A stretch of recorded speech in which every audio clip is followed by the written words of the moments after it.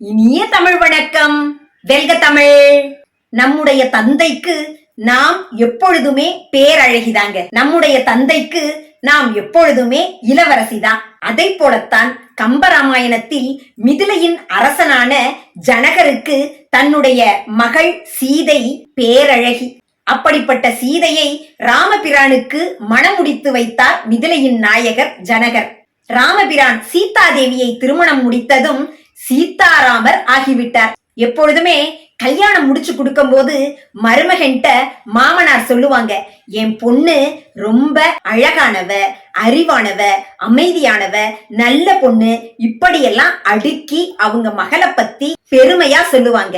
அதுபோல ராமபிரானிடம் ஜனகரும் சீதையை பற்றி இப்படி கூறுகின்றார். சீதாதேவி ஜனகருக்கு பூமியிலிருந்து கிடைக்க பெற்ற மகள்.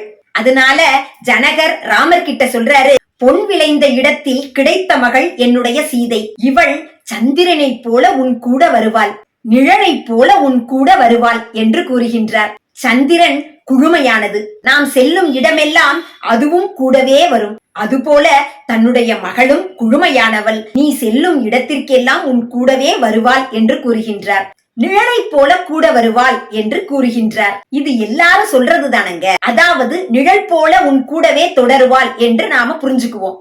ஆனா இதுக்குள்ள இவ்வளோ பெரிய அர்த்தம் இருக்கா அப்படின்னு நீங்க கேப்பீங்க பாருங்களேன்.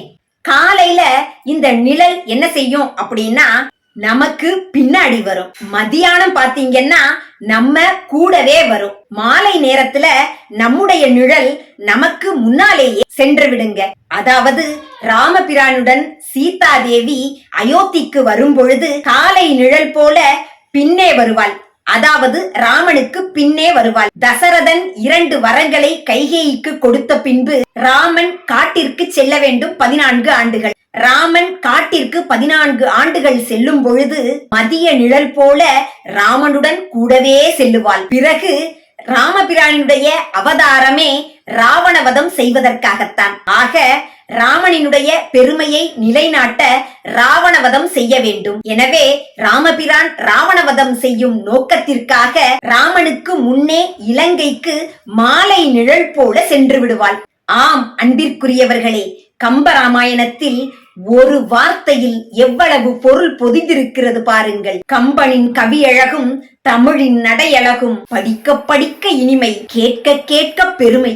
படி கம்பனை படி, படி இதிகாசங்கள் படி, படி சங்க புலவர்களை படி, படி தமிழ் படி, தமிழ் நம்மை உயர்த்தும் ஏணிப்படி.